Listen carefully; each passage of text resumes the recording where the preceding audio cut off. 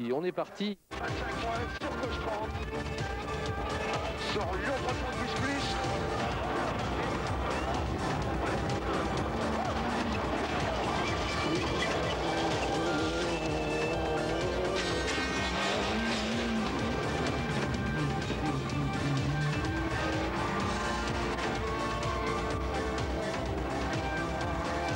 Bienvenue dans le Champions numéro 7 de cette troisième saison. Nous sommes au Portugal, dans les montagnes de l'arrière-pays, théâtre du rallye du Portugal, troisième épreuve de la saison mondiale des rallyes 1996.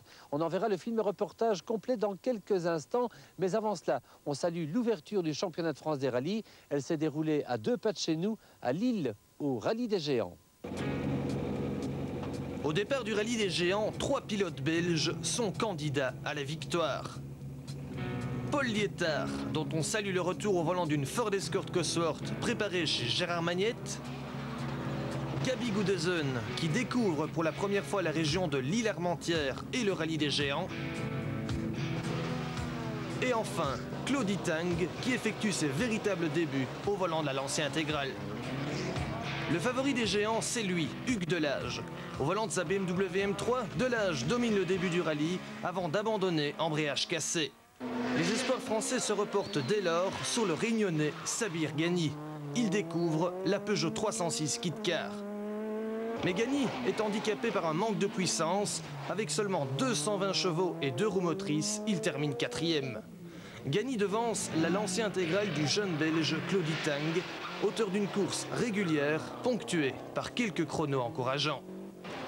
En tête du rallye à 3 spéciales de l'arrivée, Gabi Gudesen s'est retrouvé une nouvelle jeunesse. Il y avait longtemps que Gabi n'avait plus attaqué aussi fort. Il termine 3e à 1 petite seconde de José Barbara, inattendu 2e sur sa BMW M3. Le vainqueur de cette première manche du championnat de France de Division 2 est belge, c'est Paul Lietard. Alors que personne n'y croyait plus, le Flandrien a pris la tête du rallye à 2 spéciales de l'arrivée. La semaine prochaine dans Champions, nous vous raconterons en détail la fantastique remontée de Paul Lietard aux géants. Un rallye des géants qui fut passionnant de bout en bout, puisque les 4 premiers ne sont séparés que de 15 secondes. On va accueillir les suivants.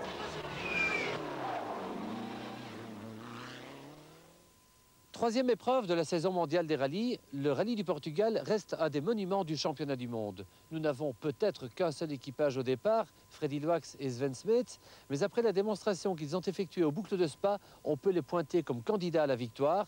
On retrouve Freddy et Sven en reconnaissance du côté d'Arganil. Après un hiver long, froid et même enneigé, le soleil est revenu sur le Portugal. Après des boucles de Spa longues, froides, enneigées et malchanceuses, Sven Smets et Freddy Loax ont entamé il y a 7 jours leur reconnaissance portugaise.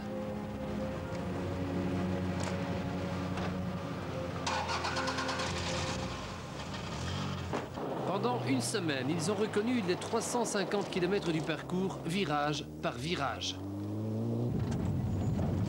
Links 50, laad in. Couperen. Plus rechts.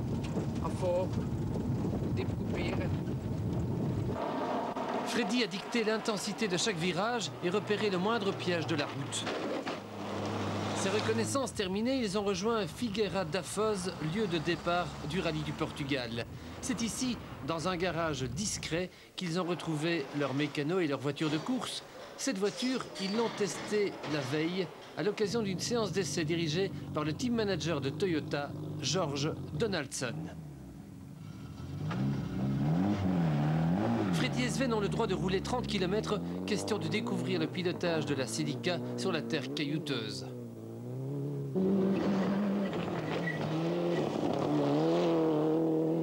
Freddy s'adapte très vite. Mais il sent aussi qu'il est loin d'exploiter au maximum les possibilités de la Celica. À 25 ans, piloter pour la première fois de sa vie une machine de 300 chevaux sur la terre, c'est une très grande découverte impressionnante. Allez, tu roules pour la première fois avec la voiture. Ça allait, la voiture est beaucoup trop vite pour rouler dans la montagne, mais après une demi-heure, ça va aller et tu apprends, tu trouves la confiance dans la puissance de la voiture et tout ça. Et... Pour l'instant, vous êtes surpris, vous trouvez que la voiture est un peu trop rapide? Oui. Les mêmes commencent pas. Mais après sec spécial, ça change vite.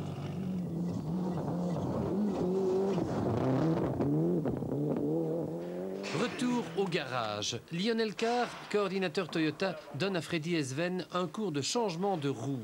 L'exercice n'a pas l'air très important à première vue, mais il peut s'avérer primordial en cas de crevaison, d'autant plus que Freddy et Sven ne disposeront pas des fameux Michelin ATS anti-crevaison.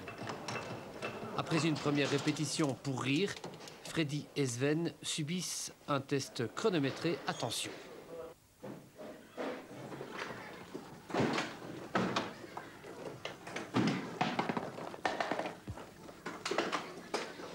Idéalement, ils devraient changer de roue en moins de 3 minutes.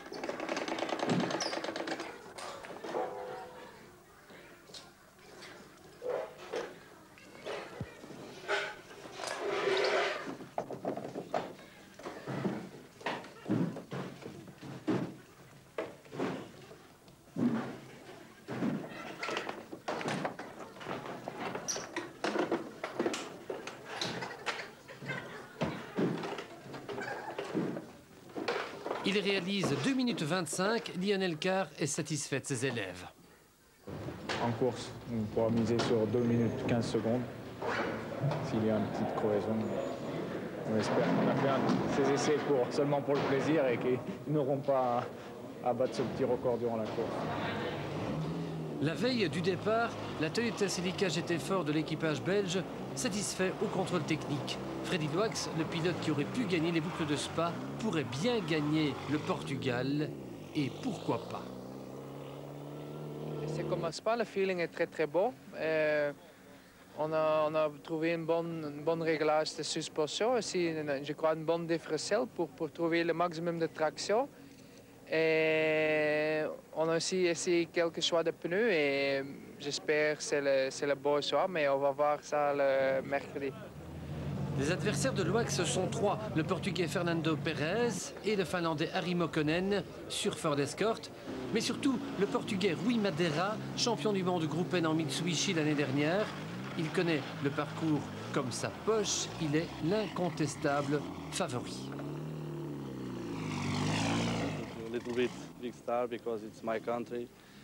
Oui, je suis un peu la vedette ici dans mon pays et j'espère que tous mes compatriotes vont me supporter.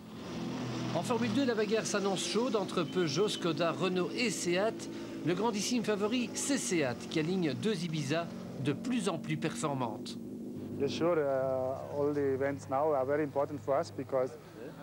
Pour nous, maintenant, toutes les courses sont très importantes. Ici, ce sera notre première course sur Terre et il nous faut prendre beaucoup de points pour viser la tête du championnat.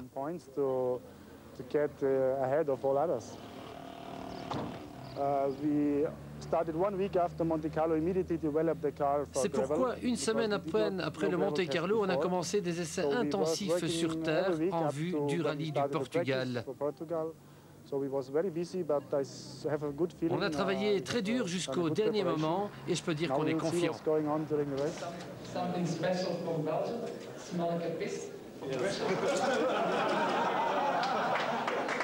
Confiance chez Seat, confiance aussi chez Toyota où les pilotes de pointe ont sympathisé. Freddy Loax a offert à Madeira un petit mannequin piece qui fait désormais fureur dans les salons de Figueira da Foz.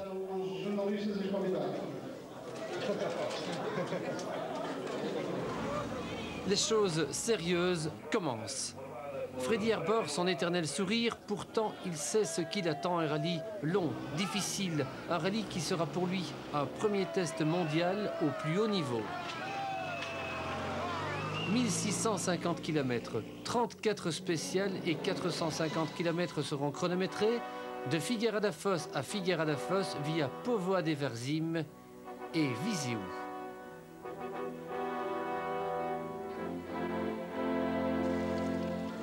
Tous les regards sont tournés vers Freddy Loax. Ses supporters, les amateurs de beaux gestes, la Belgique sportive croise les doigts. Madeira s'élance le premier. Il est intéressant de noter que sa voiture est la plus légère des voitures de pointe. C'est un autre avantage pour ce Portugais qui connaît les spéciales mieux que quiconque. Le premier chrono de Madeira peut donc être considéré comme une référence. Sur les 9 km de la première spéciale, il réalise 7 minutes 14 secondes. L'autre favori portugais, Fernando Pérez, sur Ford Escort Cosworth, réalise 7-18. 7-18 contre 7-14, il est battu par Madeira de 4 secondes. Harri Mokkonen au départ. Ce jeune Finlandais est considéré comme l'éventuel futur successeur de ses célèbres compatriotes Juha Kekkonen ou Tommi Mäkinen. Il justifie ce titre en battant Madeira de 6 secondes et Pérez de 10 secondes. Le nouveau temps à battre est maintenant 7-0-8. Freddy Wax, Sven Smets au départ. Ils sont concentrés. Cette première spéciale est déjà pour eux un examen d'entrée à ne pas rater.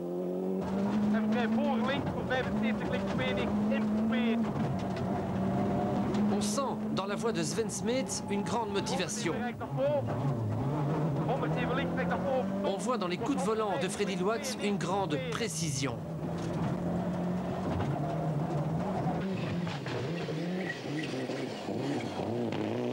« 7-0-8 de Mokkonen était le temps à battre. On se frotte les yeux en lisant le chrono des deux jeunes Belges. Ils ont signé 7-0-1. Ils battent Mokkonen de 7 secondes, Madeira de 13 et Pérez de 17. Ce n'est pas un hasard. Dans la deuxième spéciale, Freddy fait à nouveau le meilleur temps. Et dans la troisième, il signe son 3e temps scratch consécutif. 3 sur 3, comme aux boucles de Spa, Loax domine le rallye avec facilité et un humour certain. Vous avez gagné les 3 premières spéciales et vous êtes en tête. On est encore une fois rallye en tête. Ouais. Vous roulez à 80% de vos possibilités. 60. En roulant, comme il le dit, à 64%, Loax est en tête du général avec 32 secondes d'avance sur Pérez. 25 secondes d'avance sur Madeira et 12 secondes d'avance sur Mokkonen. L'espoir finlandais est pourtant satisfait. Okay, rally starting very well. And, le rallye commence bien, j'apprends la voiture et je me sens bien. No bad. I like this car and my feeling is good. Loax est donc indiscutable leader lorsque la sorcière l'attaque au coin du bois dans la 4e spéciale. Une crevaison l'oblige à changer de roue. Il perd 3 minutes 10 secondes. Le spécial était très très large et c'est peu de rochers, de grosses pierres et pour moi, on a trouvé des pierres très pointues et on a crevé. Freddy repart, la rage au cœur. Perdre 3 minutes 10, c'est perdre la victoire. Pour se venger, il attaque. Dans la 6e spéciale, il refait le scratch, battant Fernando Pérez de 7 secondes. Mokkonen est battu de 8 secondes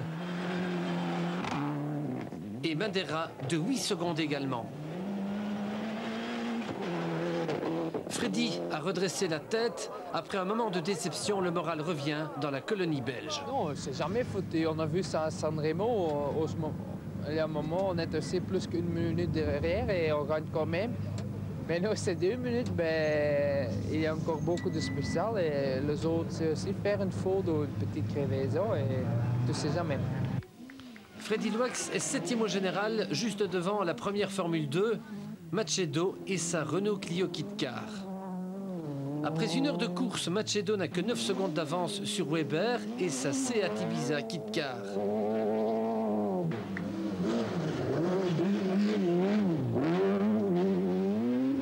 Depuis la crevaison de Freddy Loax, le Portugais Rui Madeira a pris la tête du rallye et la garde. No problems.